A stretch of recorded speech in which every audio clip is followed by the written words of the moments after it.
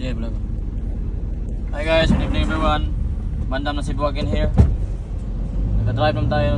As you can see guys, tonight nagdadrive naman tayo ng Kamsi, Ikarate, Hayanlo.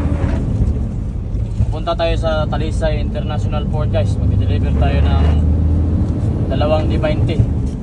So, ang tawag naman ito guys, kapag 2 D20 ang karga ng trailer mo is tandem. So, as you can see guys, ganda pala tong unit na dala namin tonight kasi bago pa, tapos with aircon pa. Ito ang Kamsi guys, Ikarate 16 speed. Mas madali ito sa dalhin guys, wala sa splitter. At ito pala yung ano guys, Rockman na gwapo, si ang pangalan mo men? Makmak. Good name niya guys, si Makmak. Siya ang pinakamagaling maglaro sa amin ng basketball guys. Yeah, idol ko na rin to siya guys. Gatag.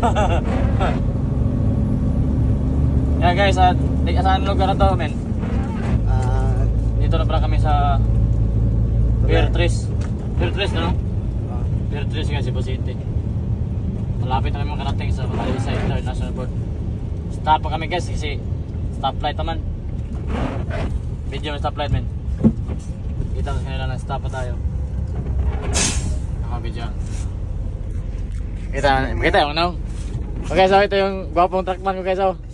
Si Makmak. Nagano siya, nagubad ng t-shirt guys. Umulan kasi, nabasa ang t-shirt niya. Kaya nagubad mo na siya ng t-shirt para hindi siya ma-pulmonya. Ito guys, oh. Kondisyon tong ano ko, truckman guys, oh. Bago na nakainom ng Milo guys, oh. Yung sekreto niya guys, kaya siya magaling maglaro ng basketball, uminom siya parati ng Milo. So alam niyo mga guys, basta parati ka uminom ng Milo, siyempre maging malakas ka, maging athletic ka kasi pang athlete talaga yan eh. Diba guys? Sa akin naman, sekreto ko is ano lang, gatas lang. Verb Run. The legendary milk of the Philippines, Verb Run. Guys, drive naman tayo guys, oh. Kasi go na stoplight eh. Paghihawak ulit men. Pagdating ng 3 minutes and 28 seconds, pwede mo na i-stop men. Ayan na. Atabangan?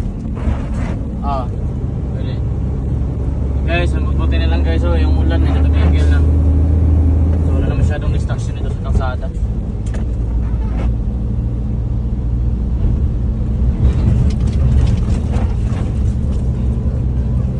Loaded pala kami ngayon guys. Loaded kami ng tubig sa Nature Spring. Yung karga namin guys,